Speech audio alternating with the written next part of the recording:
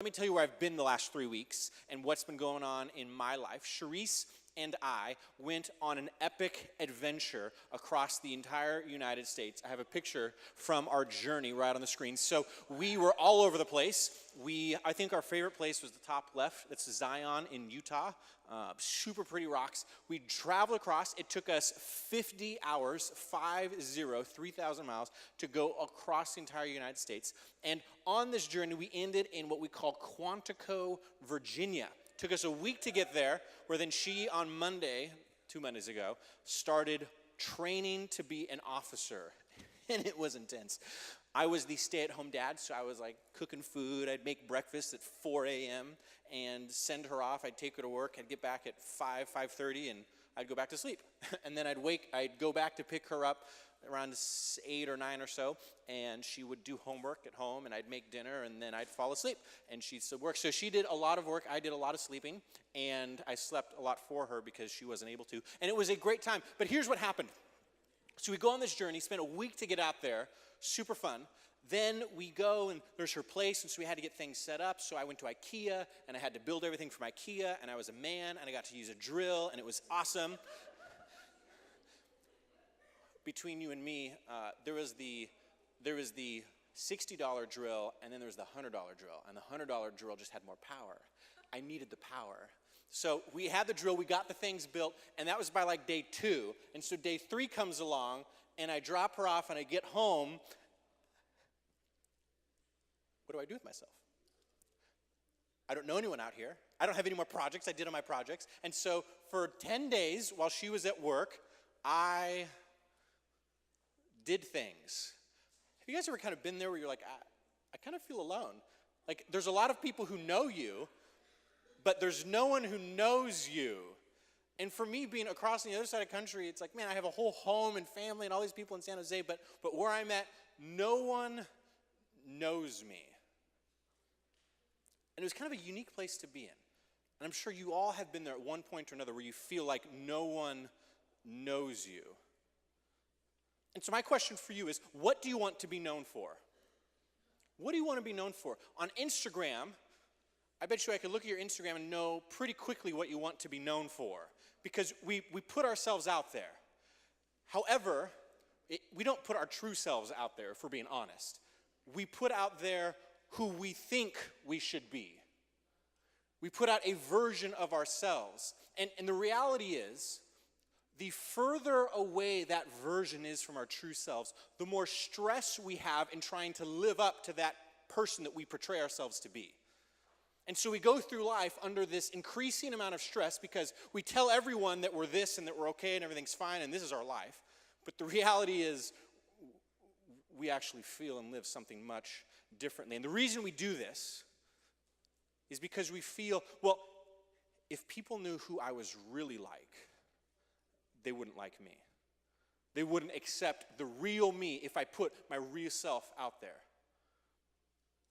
And if we're being totally honest, you want me to be who I portray myself to be. Because when I'm out there and I post happy pictures, my wife and everything is happy and we're having an amazing time, we're going across the country, and I select those particular images to display to the world, you want me to be that person. You honestly don't want to know when I go through the struggles and the pain, because when we have conversations with people, it's, oh, how's it going? Oh, it's going good. Yeah, it's great. Yeah. But on the inside, we're dying because of the struggles, of the loneliness, of the isolation we feel. We need a place where we know we can go into it without fear of being rejected, without fear of not being accepted. We need a place where we can be totally authentic. And when we find that place, we are drawn to it no matter how unhealthy the people may be. Let me give you an example. We say things like, and I hear this, Pastor Scott, but they're so real. These people are down for me. Pastor Scott, you don't understand. They're like, they get me. Now, and I'll be honest with you. They do. They do, to a degree. And when we experience that, when we experience what it's like to be known for the first time, think of the first time you really felt known by someone. You feel like, my gosh, this person knows, they know me. I could tell them anything. You know how amazing that felt? To be known by someone.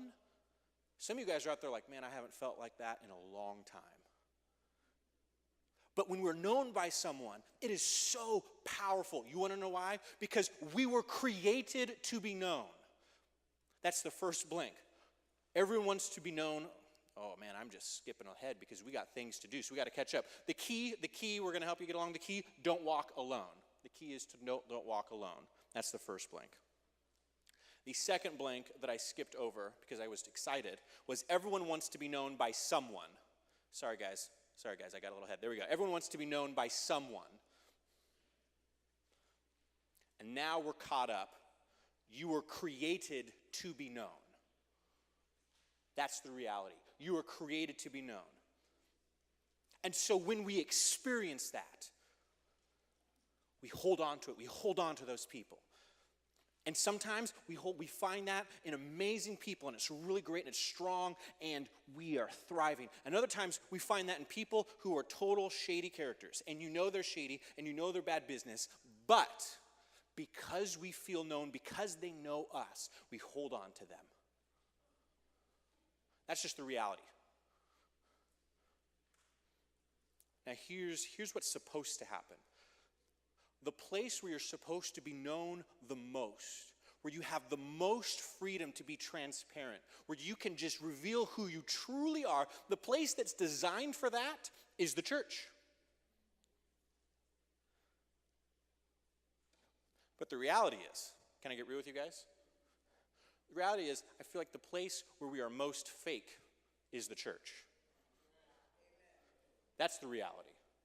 The church is where we're supposed to be able to be authentic, where we're supposed to be able to tell people what's going on, where we're supposed to be real. But because of the expectations we feel that are on us, because we don't really have those connections, because we're not known, we put up a facade, even more so than around friends at school who are shady or whatever, and we say, oh, everything's great, everything's fantastic. I'm a nice person, I do what's supposed to happen, I read my Bible, it's great, but on the inside you're actually dying. We play the game. And we all know it. And we continue to play it anyways.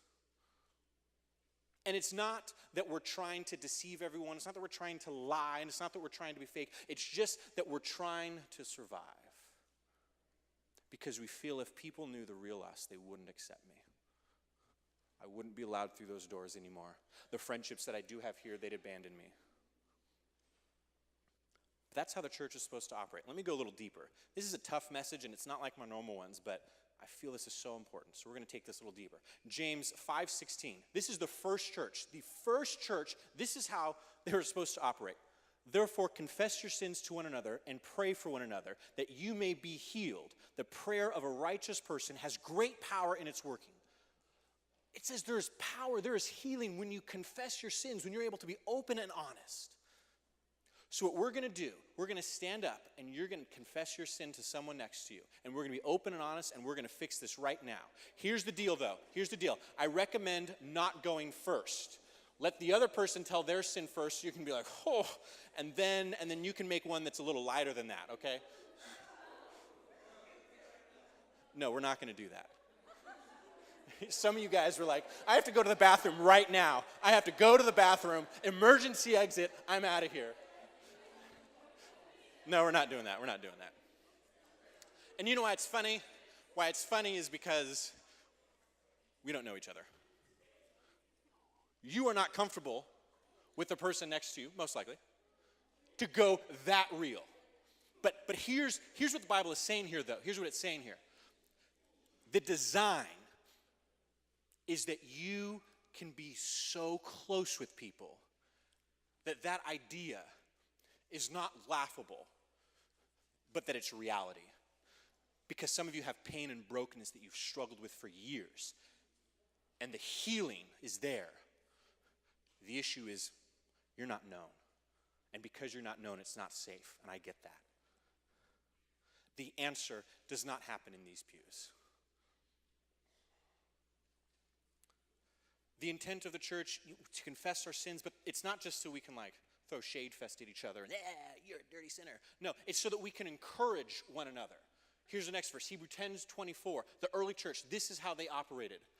Let us consider how we may spur, another word for spur is encourage one another on toward love and good deeds, not giving up meeting together as some in their habit of doing, but encouraging one another. Let us consider how we can encourage, not isolate ourselves. Oftentimes when we feel like we don't measure up to who we're supposed to be, we isolate ourselves. And so that's not how it's supposed to be. We need to encourage one another. Now here's what I want you to do. I want you to look at the person next to you and say something encouraging. All right, now let me ask.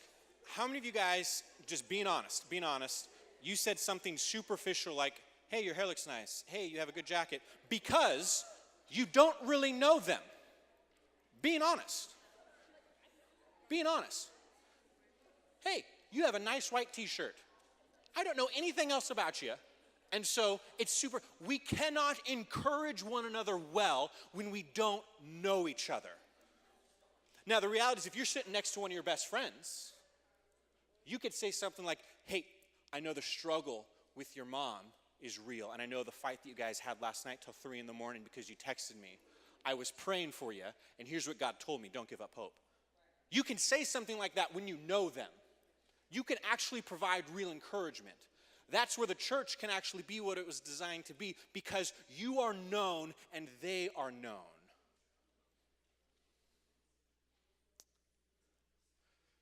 One of the things I oftentimes hear about the church is that it's judgmental. That's not how it was designed to be. Look at Romans 15:7. It says, accept one another as Christ has accepted you for the glory of God. This should be the place where you feel most accepted. Now, I need to give a little asterisk there, because sometimes people think acceptance means, hey, you get to do whatever the heck you want to do, and I accept you for that. No. Here's the reality. God accepts you just as you are so that he can transform you into who you were meant to be. I'll say it again. God accepts you just as you are so that he can transform you into who you were meant to be. Does that make sense? And so we as people are to love one another as Christ has loved us. And so we are to accept one another, not to keep us as we are, but to help us be who Christ has created us to be.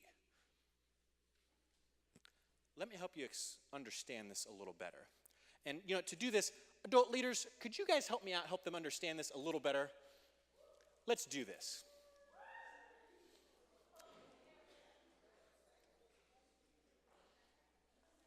There was supposed to be a music cue there where the vibe was going. So we're going to try this again. Adult leaders, can you help me out? There we go. Time is trying to get my life right. My God never fails, so I'm heading to the tail. Who wants a Hershey's Kiss? Watch out, you might get beat in the head. Who wants a Hershey's Kiss? You got to watch your head, you might get hit. Some people are getting darted in the head. Some people, you got to watch out. I'm heading to the tail.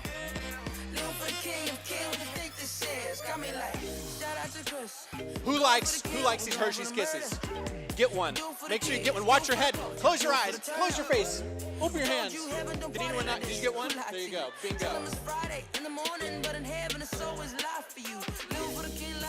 Hershey's Kisses everywhere.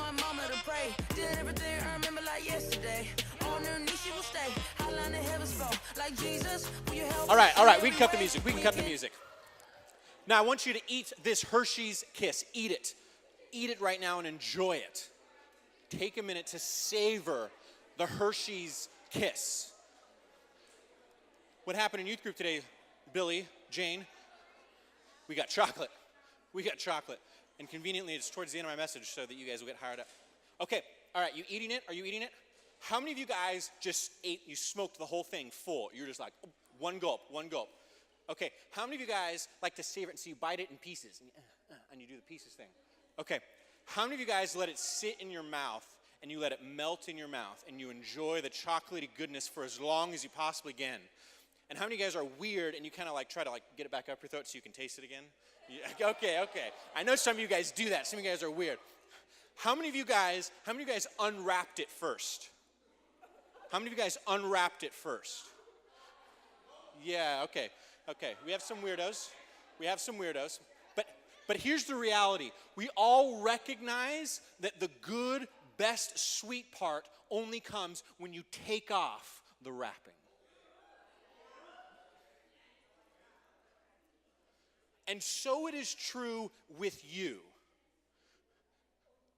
You present yourselves, but the true, sweet, delicious version of yourself, who you are, is only exposed to people when you're willing to take off part of that outer wrapping to expose who you really are to people.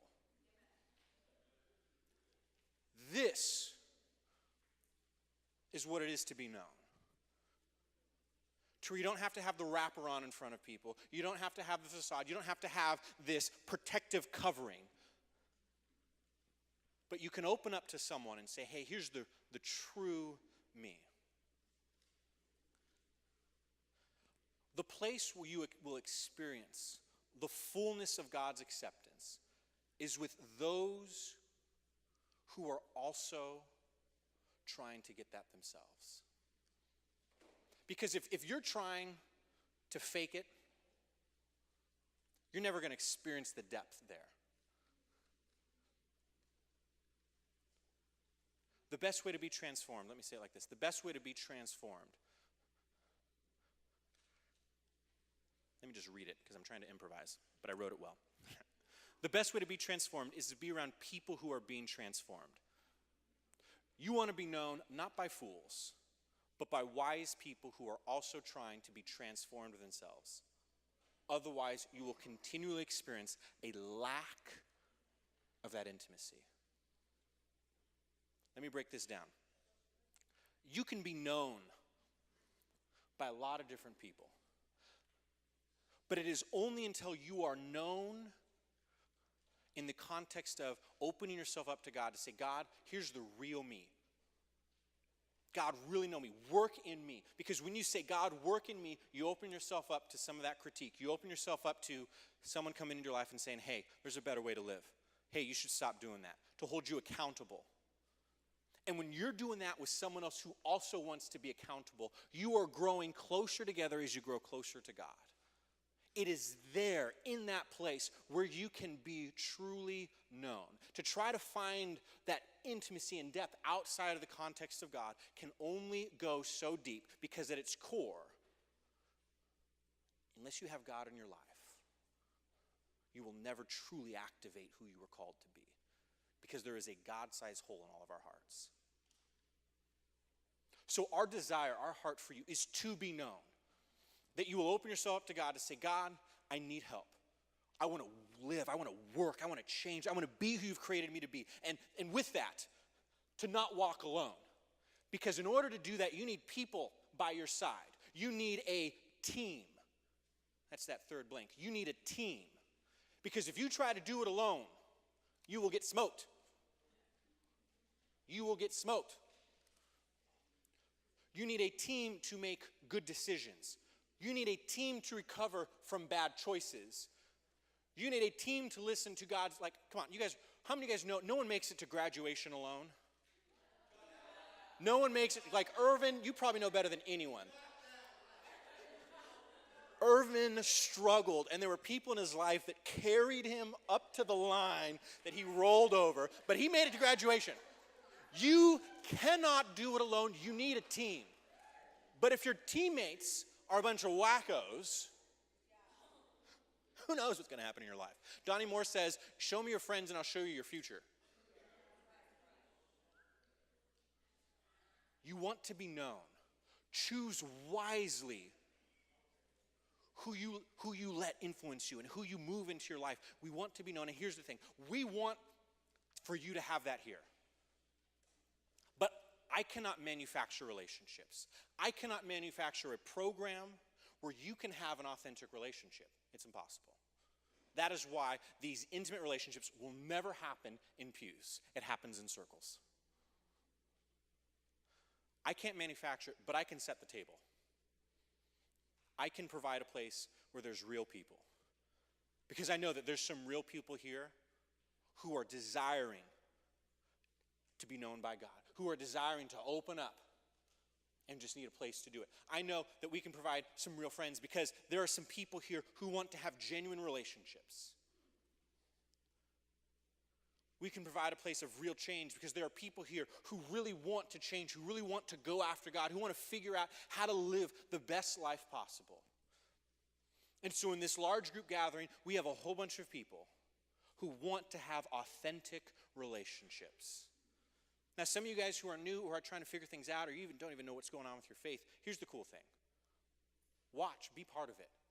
Because at its beginning, I'm not asking you to rip the whole wrapping paper off and just be there exposed because I recognize, man, that's real. It takes time to develop that. It takes time to be known. But what I am saying is there are real people who want real friends, who want real change here.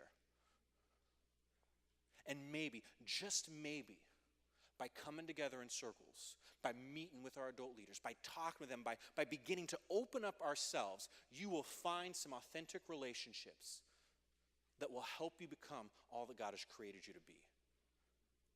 You want to learn how to be awesome? Don't walk alone. Let yourself be known. Begin to peel back that layer. Here's our main verse. It's Ecclesiastes 4:9. It's a truth that's in the Bible, and we see it every day. Two are better than one because they have a good reward for their work. For if they fell, one will lift up his fellow. But woe to him who is alone when he falls and has not another to lift him up. There will be situations in life that will come where you will stumble, where you will fall. And many of you guys have experienced what it's like to look up and have no one there. And you feel alone. And you know you're alone. But God is saying there is someone else out there who wants to be with you. There are people here in this room who want to help you get up and continue to press on towards Jesus. But it starts with you being a little vulnerable and beginning to open up that wrapper. The reality is the imaginary you, the person you put up on Facebook, the person you're pretending to be, does not have time to be in a group. I get that. The imaginary you doesn't have time. But the real you is dying for community. That I do know. The real you desires it and wants it. So my question is, does anyone know what's going on in your world? We all want to be known for something, but are you known by someone? We all want to be known for something. Are you known by someone? Culture will say you got to protect your image. You got to close in. And you know, I'm not saying that you need to put your business out there for everyone in the world. I'm saying you need to have someone who you can be authentic with, who you can confess your sins to, who you can encourage, who you can be real with. So I want to encourage you. We're going to set the table today. We're going to break up in small groups and talk for the rest of our time. And I recognize that you're not going to develop these crazy relationships in the next 30 minutes that we have. But you might be able to take just a fraction of the piece and begin to open up. And my prayer is that over this summer, you will find a few people here in this room who want to be authentic like you are. And that God will activate and awaken your faith in an amazing way. Does that sound okay? All right, so we're going to break up into small groups. If you do not have a small group, you have no idea what I'm talking about, stay seated and I'll help you get one. If you do have a normal small group that you go ahead and go to those leaders. We can go into this second room. We can go up to 210. You can go outside. You can go wherever. Adult leaders release by 11:15. If you do not have a small group, you're like, I have no idea where to go, stay seated. I'll help you get plugged into a group.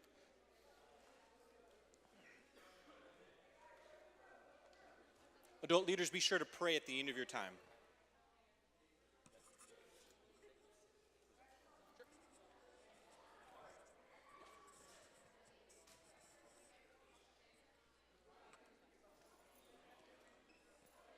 Hi, sir.